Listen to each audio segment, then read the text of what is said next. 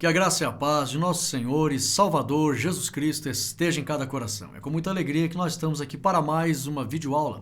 A nossa ferramenta disponibilizada no nosso site www.adelages.com.br. E hoje nós estamos aqui para a lição de número 11, que tem como tema o sacerdócio de Cristo e o Levítico. Então nós vamos ver aqui a diferença do sacerdócio de Cristo para com o sacerdócio levítico. E, a grosso modo, os irmãos já podem, na lição, explanar para os alunos, o sacerdócio levítico era temporário. A teologia classifica aqui a melhor definição, numa forma de resumo, o sacerdócio levítico era temporário. O sacerdócio de Cristo é eterno. Então, o sacerdócio levítico apontava para Cristo. Então era temporário, era uma fase, até vinha a plenitude dos tempos, de acordo com os propósitos de Deus para a manifestação do seu Filho. E até na teologia nós ensinamos aqui na igreja que Deus, na sua onisciência, julgou.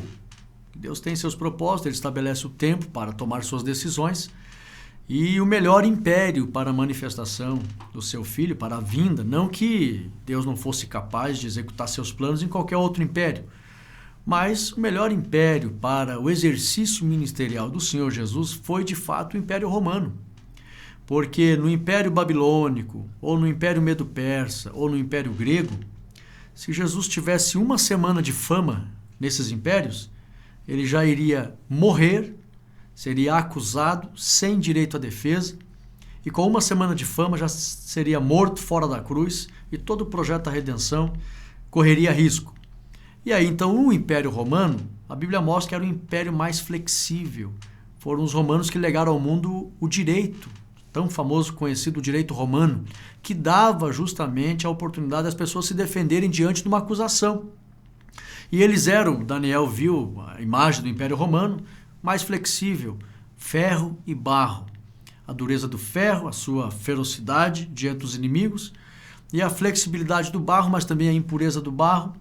Isso fala numa flexibilidade moral, impurezas morais, mas eles eram assim, não se importavam muito com pessoas que não tinham importância, com fama das pessoas pequenas, não se importavam. E Jesus, no Império Romano, nós temos essa ótica, de acordo com a teologia, ele pôde executar o seu ministério, correu a fama do Senhor Jesus, foi acusado, teve o direito de se defender, e nessa plenitude, então, Jesus se manifesta, e aí, então, quando ele se manifesta, nós vamos aprender aqui que ele tira o primeiro pacto para estabelecer o segundo pacto.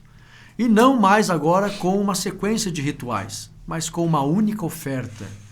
Trouxe aqui, vamos ver aqui, o que ele trouxe, que o sacerdócio levítico não pôde trazer, trouxe o perdão da raça humana, justificou a raça humana, e ele trouxe aqui então a obra no coração do ser humano, pelo Espírito Santo, que os sacrifícios levíticos, dos sacerdotes levitas, não traziam mudança interior. E o sacrifício do Senhor Jesus trouxe o Espírito Santo para habitar com a humanidade e aí trazer então essa mudança, essa circuncisão no coração dos seus filhos. Aleluia! E o sacerdócio do Senhor Jesus, muito mais sublime do que o sacerdócio levítico. Então o tempo aqui não permite, porque isso aqui é um assunto que toma grande parte da Bíblia. O sacerdócio do Senhor Jesus, sacerdócio levítico. Mas nós vamos ver aqui os principais pontos, que eu tenho certeza que vai ser uma bênção. Nós temos aqui no segundo slide uma pequena diferença. E eu louvo a Deus, os irmãos têm aqui mandado mensagens de apoio ao nosso trabalho. E a gente tenta realmente trazer aqui um subsídio que vai realmente ajudar os irmãos. Como todos os demais professores que estão na internet, eu louvo a Deus pela vida de cada professor. Nós temos aqui o sacerdócio levítico e o sacerdócio de Cristo. Uma pequena diferença aqui, os principais pontos que mostram a diferença. Nós temos aqui sacerdócio levítico, feito todos os dias e também uma vez por ano. No de Cristo, feito de uma vez por todas. 2. O sacerdócio levítico cobria pecados. No de Cristo, apaga os pecados. 3. O levítico sacerdote oferecia sacrifício por si mesmo. Cristo não precisa, pois é o Cordeiro Imaculado. 4. Dependia do fornecimento do cordeiro e outros animais. No de Cristo, Ele mesmo era o próprio Cordeiro. Quinto, sacrifício temporal. No de Cristo, eterno, permanente. Sexto, feito no tabernáculo terrestre, Levítico. E no de Cristo, feito no tabernáculo celeste. É por isso que lá a primeira, coloquei ali o tema, coloquei ali Cristo como um sacerdote no céu já. Tá? Sétimo, eficiente. No de Cristo, eficaz. Então o Levítico era eficiente para o momento. E o de Cristo, eficaz para solucionar o problema da humanidade. Isso, aborde isso no domingo. 8. O sacerdote morria. Cristo, sacerdote, ressurreto. Olha a diferença. 9. Sacerdote somente se filho de Levi, ou se fosse filho de Levi. Cristo, sacerdote segunda ordem de Melquisedeque, ou seja, foi Deus que escolheu. Não necessariamente precisava ser da linhagem de Levi, até porque na época de Melquisedeque nem existia, né? Levi nem existia.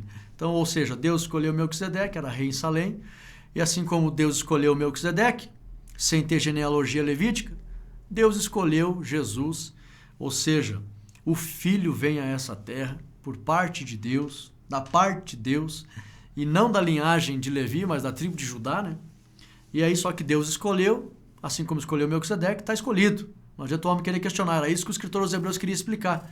Vocês não querem aceitar, o escritor aos Hebreus tenta passar isso, vocês não querem aceitar o sacerdócio de Cristo como sacerdote eterno, mas assim como Deus levantou Melquisedeque sem ser da linhagem de Levi, Deus escolheu Jesus para ser o sacerdote aqui na terra, o sumo sacerdote. Quando eu digo Deus escolheu, irmão, não significa que Deus criou Jesus, não. Mas Deus preparou um plano para que o Verbo encarnasse e fosse aqui na terra o sumo sacerdote entre os homens. É nesse sentido, de ter uma atuação entre os homens, que Deus, então, preparou a encarnação do Verbo. Mas não significa que Jesus Cristo foi criado ou é menor que o Pai, não, nada disso. Simplesmente na execução do propósito entre os homens. Deus escolheu o seu Filho, um corpo, aliás, para o Verbo vivo aqui na terra, e é nesse sentido que Deus escolheu, não adiantava alguém questionar. Assim como Deus escolheu Melquisedeque, Deus escolheu Jesus, da descendência da tribo de Judá ainda, né? E ele é o sumo sacerdote eterno, e o escritor aos Hebreus queria que os irmãos entendessem isso. Assim como Melquisedeque foi escolhido por Deus, Jesus também tinha autoridade para ser o sumo sacerdote eterno. A primeira parte da lição, então nós vimos aqui uma pequena diferença. Agora vamos entrar na lição. A escolha dos sacerdotes. Nós temos aqui 3 tópicos que se relacionam. Você vê aqui à direita a imagem dos sacerdotes trabalhando dentro ali do tabernáculo. Tinha trabalhos também fora. Até teve uma irmã que perguntou para mim na internet: pastor, como é que era possível tantos sacrifícios? Como eles conseguiam? A Bíblia não detalha como era a organização para a execução do sacrifício de tanta gente. Mas a verdade é que havia uma grande organização e tudo era executado. Então, independente do número de sacrifícios, eles conseguiam fazer a execução de todos os sacrifícios do povo, quando o povo levava lá para eles fazer. Até porque eram mais de 20 mil levitas, né? Estavam ali trabalhando e dava para atender todo o povo. Mas nós temos aqui, primeiro tópico, os sacerdotes precisavam pertencer à tribo de Levi. Segundo tópico, características especiais dos levitas. Terceiro tópico, a consagração sacerdotal tinha um só propósito. Esse subsídio teológico aqui, irmãos, você não encontra em lugar nenhum na internet, tá? Um estudo único que nós fizemos aqui, embasado na palavra de Deus. Olha só, subsídio teológico.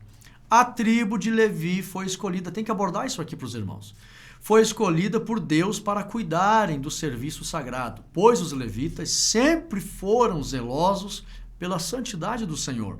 Essa é a diferença. Deus sempre analisou esse povo, essa tribo. Olha só, vejamos 3 episódios bíblicos que revelam o zelo dos levitas. Primeiro, Levi, o próprio, filho de Jacó, não aceitava que Diná, sua irmã, se misturasse com os pagãos, já demonstrando zelo pela santidade lá em Gênesis 34, 14 e 25, só para você entender por que Deus escolheu os levitas. Segundo, Joquebede, mãe de Moisés, e seu esposo eram da linhagem de Levi. A Bíblia faz questão de mostrar isso. E possuíam muito temor ao Senhor, de maneira que não mataram Moisés e esconderam. Apesar da Bíblia dizer que foi a Joquebede que escondeu, a Bíblia menciona que o esposo dela também estava junto ali, com certeza ajudou. Conforme Êxodo 2, do 1 ao 3. E aqui o episódio que culminou na escolha definitiva da tribo de Levi, Quando o povo adorou o bezerro de ouro no deserto, a tribo de Levi se colocou ao lado de Moisés contra a idolatria, lá em Êxodo 32 e 26.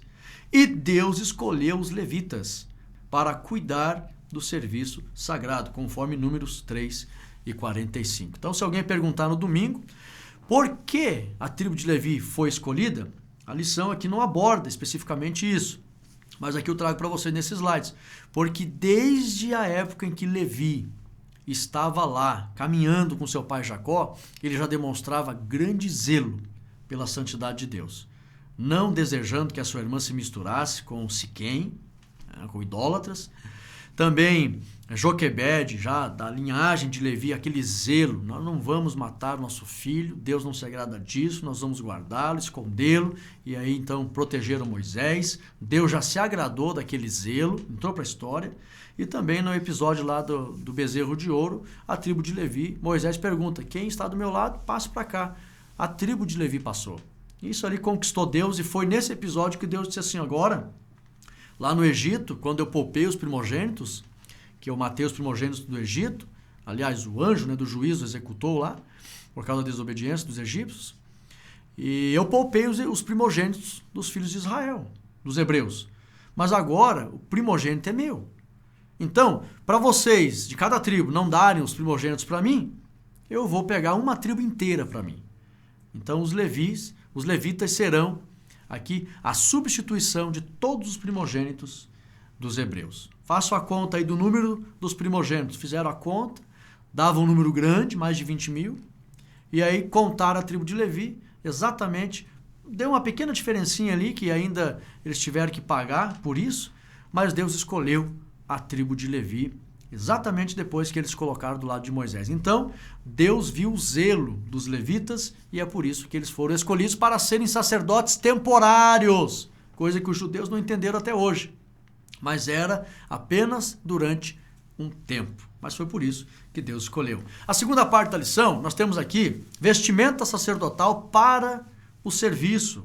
Primeiro tópico, simbologia da vestimenta sacerdotal. Isso aqui é muito edificante, irmãos, bem interessante. Subsídio teológico.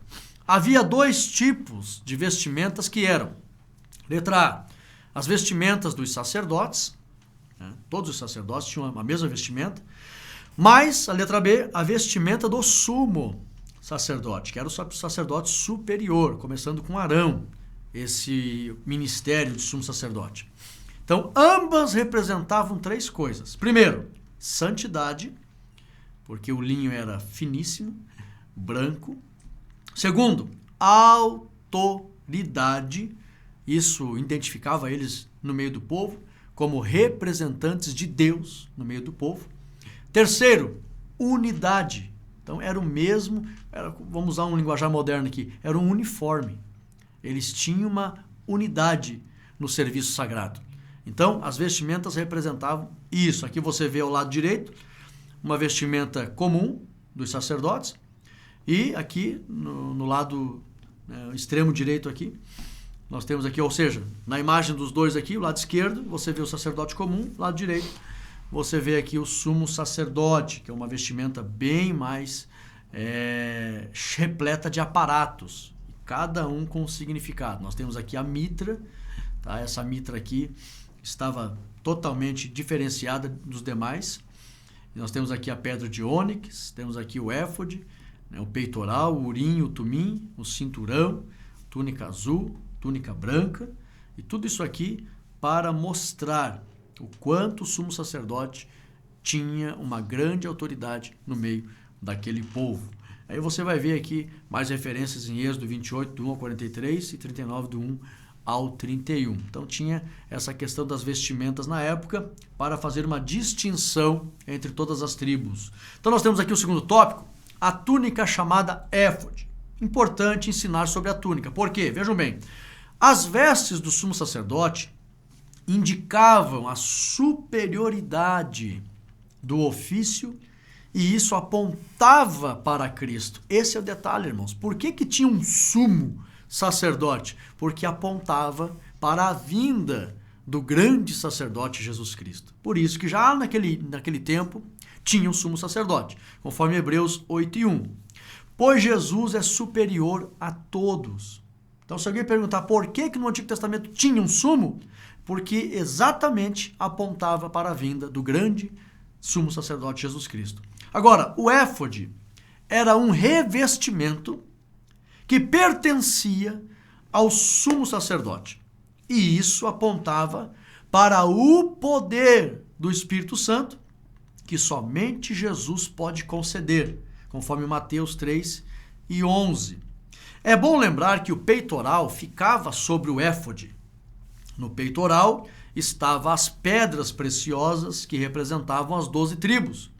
Essas pedras apontavam, sabe para o quê? Para a unidade promovida pelo Espírito e os seus dons. Aleluia! Conforme Ageu 2:5, lá em Ageu 2:5, a Bíblia diz que o Espírito Santo, o Espírito do Senhor, habitava no meio do povo. Lá no Antigo Testamento, irmãos, o Espírito Santo habitava de forma limitada, sob medida, conforme está lá em Mateus 3:11, que o próprio Jesus falou, né, que o Pai dava o Espírito para ele sob medida. E o Espírito Santo habitava entre eles e já Deus mostrava a realidade da vinda do Espírito Santo por meio desses símbolos. Porque pedras preciosas na Bíblia pertencem ao Espírito Santo e refere-se aos seus dons. Tu vai encontrar isso lá em Gênesis 24:53, quando um personagem chamado Eliezer, que ele é a representação da pessoa do Espírito Santo. Abraão representa Deus, Isaac Jesus, Eliezer o Espírito Santo. Eliezer, quando encontra Rebeca, que representa a igreja, a Bíblia diz que ele deu joias preciosas para ela. Então, joia na Bíblia representa os dons do Espírito Santo, porque Eliezer é uma figura do Espírito Santo. No meio teológico pentecostal, nós sabemos que é assim. Então, como tinha 12 pedras no peitoral, essas pedras representavam a unidade, porque representavam as 12 tribos, que deveriam estar unidas em Deus, né, ou em Cristo, porque o sumo sacerdote representava Cristo. Então, as 12 pedras no peitoral indicavam que as 12 tribos, ou hoje, envolvendo a igreja, também na totalidade do povo de Deus, Deus quer que o seu povo esteja unido na pessoa de Cristo Jesus. É aquilo que Jesus falou lá em João 17, para que todos sejam um, assim como tu és em mim e eu em ti, eles sejam um em nós. Então, as 12 pedras representam o povo de Deus unidos pelo Espírito Santo em Cristo.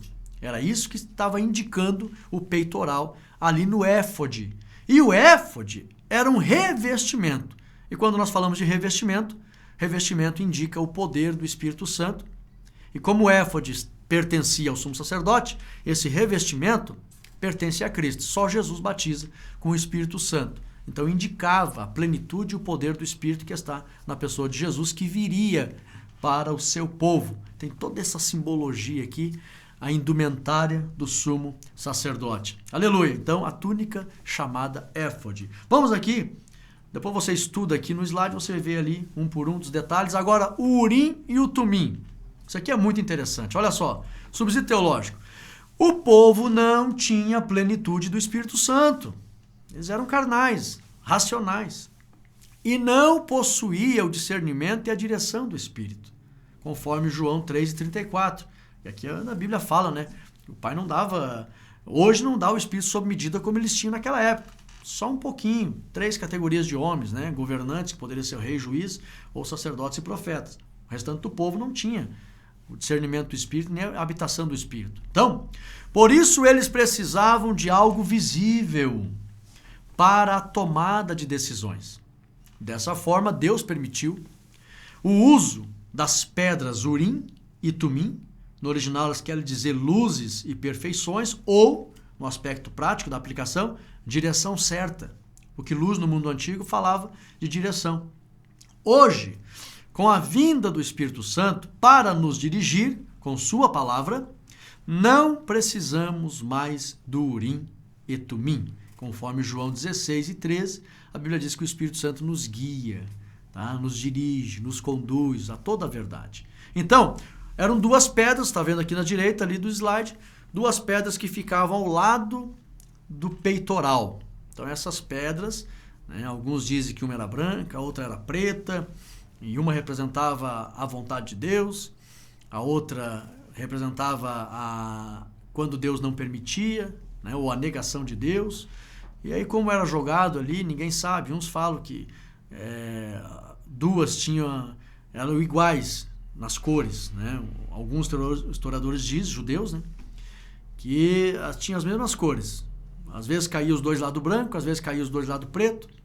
Né? Se caísse os dois lados branco, poderia entender que era para fazer. Se caísse os dois lados preto, não era para fazer.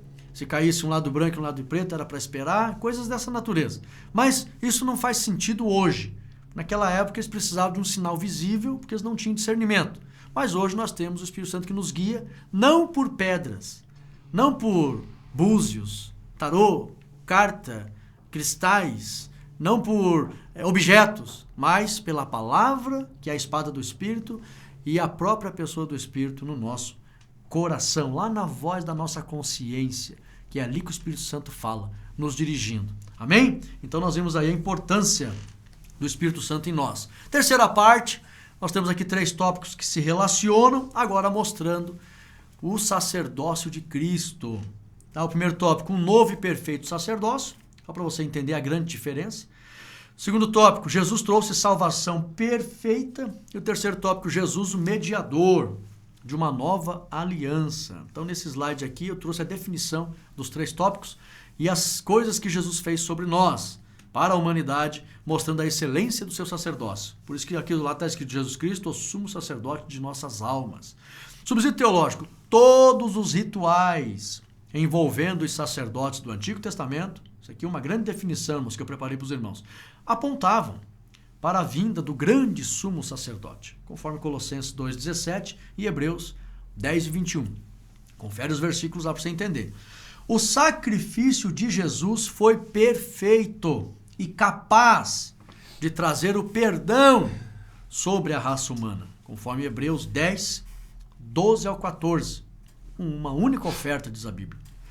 Jesus também tirou o primeiro pacto para estabelecer o segundo pacto, conforme Hebreus 10:9. Que pacto era esse? Um pacto no coração do ser humano.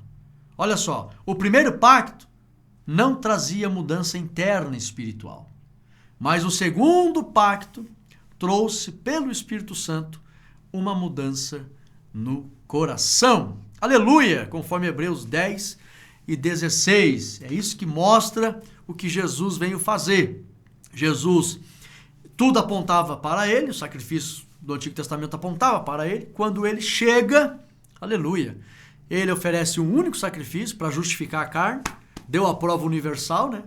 Alguém, carne e osso, como ele dizia com muito prazer, eu sou filho do homem, sou 100% humano, morreu sem pecado. Então ele justificou a carne, morreu sem pecado, a morte não pôde prender, ressuscitou, a cédula de acusação ele cravou na cruz, agora a humanidade voltou a ter comunhão com Deus. Ele entra no céu, o homem entra no céu, quando o homem entra no céu é dado a prova universal da reconciliação humana. Aí o Espírito Santo pôde vir morar novamente com o ser humano. Por isso que Jesus mesmo disse, se eu não for, ele não pode vir, porque tem que ser dada a prova universal de que o homem recuperou a comunhão com Deus. E aí ele religou a humanidade a Deus, o Espírito Santo desceu, agora vem o segundo pacto, que é a obra do Espírito Santo nos nossos corações, coisa que o sacrifício do Antigo Testamento não produzia mudança interna. Agora não precisa ninguém obrigar, ameaçar com morte em servir a Deus. Voluntariamente nós servimos ao Senhor com alegria. E cantamos, como diz aquele hino, né? Se Deus fizer, Ele é Deus. Se não fizer, Ele é Deus. Se a porta abrir, Ele é Deus. Mas se fechar, Ele continua sendo Deus. E o seu povo, por esta obra do Espírito, no segundo pacto trazido por Jesus, serve a Deus independente de qualquer adversidade, com prazer e com alegria. Se alguém disser aí no mundo, os crentes são ludibriados pelos pastores, estão lá, os pastores ficam lavando. Não tem nada que pastor, irmão. Cada crente que serve a Deus, ele teve o pacto, o segundo pacto do Espírito no seu coração, procura Jesus voluntariamente e com prazer. Aleluia! E a nossa conclusão, trouxe aqui uma frase linda que diz assim, Jesus é o nosso grande intercessor que está nos céus. Aleluia! E nós chegamos ao final de mais uma lição de número 11, tópico por tópico, mostrando para os irmãos aí como entender os tópicos. E aí no domingo você vai ter 1h e 15 aí, para conversar com os irmãos e mostrar a diferença, né? Um sacerdócio temporário e aí o sacerdócio de Cristo perfeito e eterno. E que Jesus seja adorado, porque Ele merece toda a honra e toda a glória. Deixa o teu ok nesse vídeo, divulgue esse vídeo, compartilhe ele e fiquem todos na paz de Cristo Jesus. Amém.